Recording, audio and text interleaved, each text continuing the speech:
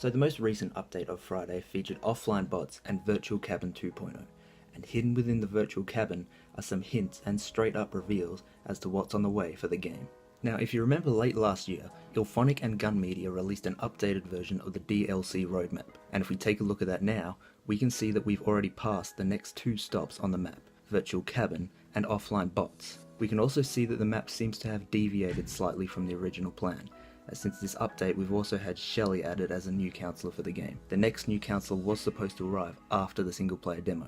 We'll come back to this roadmap in a bit, but for now let's take a look at what we know is coming. So there's at least 4 things that we know are on the way and that we have some kind of idea what they actually are. The big reveal at the end of the Virtual Cabin tells us that there's a big Jason X update on the way. As they did with the previous Part 4 update, which featured Part 4 Jason and the Jarvis House map, Illphonic planned to bring Uber Jason and the Grendel map into the game at the same time. The fact that they're doing Jason X as their next map update is pretty surprising, as there are a number of locations from other films they could have brought to the game that would have allowed them to reuse assets and keep the gameplay largely the same. Locations such as the Grendel or Manhattan could be potential game changers. They probably can't just bring the same playstyle of going from cabin to cabin searching through drawers to a spaceship or a city map. So it's going to be interesting to see how the gameplay translates to a map so different to the others. We know there's a new game mode on the way called Paranoia. Back when the Paranoia trailer hit, I made a video about what this game mode could be, so if you're interested in a more in-depth look into this particular mode, go ahead and check that video out.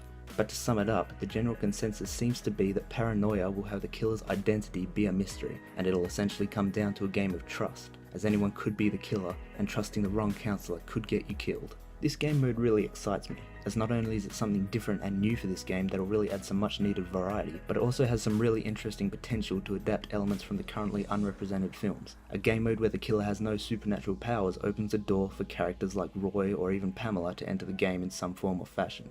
I also think it's worth pointing out that after the second playthrough of the Virtual Cabin, one of the displays in the basement that was previously covered is revealed to be Kid Jason from the end of the first film. Now while it's most likely this is just the character model they made for the jump scare in the Virtual Cabin, it is interesting that every other Jason in these displays is either currently or will soon be playable in the game, and since we're discussing the possibility of other killers such as Roy and Pamela, perhaps that Kid Jason character model could be used as a killer at some point in the future.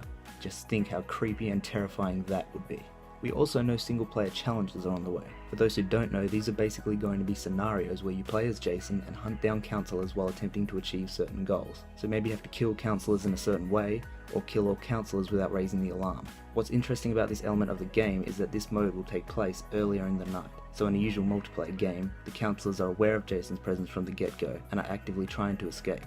The idea in the single player mode being that the counselors will be just going about their business completely unaware of the serial killer that haunts these woods. I'm really curious to find out what this means in an actual gameplay sense, as outside of maybe giving you the option for a stealthier initial approach, I imagine once Jason alerts the counselors, the game just plays out as normal. So how will this change the way the game plays outside of maybe a few extra seconds head start for Jason? Another thing that may have been forgotten by some is Retro Jason. Now previously Illphonic has talked about pulling Retro Jason from the game and replacing him with a better version of the killer that has its own stats and is truly unique, as opposed to just being a simple recolor of Part 3.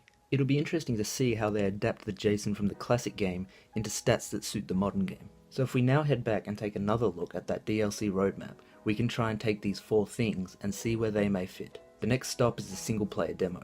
Whether this is still happening or not, we're not sure. Then we have a new counsellor, which was probably Shelly. Our next 3 stops are a new map, new counsellor, and new Jason. This is where it gets interesting, as these 3 could all be related, and we could get Uber Jason, the Grendel, and a counsellor based on someone from Jason X at the same time, or this new map and Jason could correspond with Paranoia, as it is the next thing along the roadmap, in which case the new Jason and map at the end of the road would be Jason X. Also bear in mind that as I mentioned earlier, this roadmap can and has changed in the past, so it could be laid out very differently in the offices of Illphonic.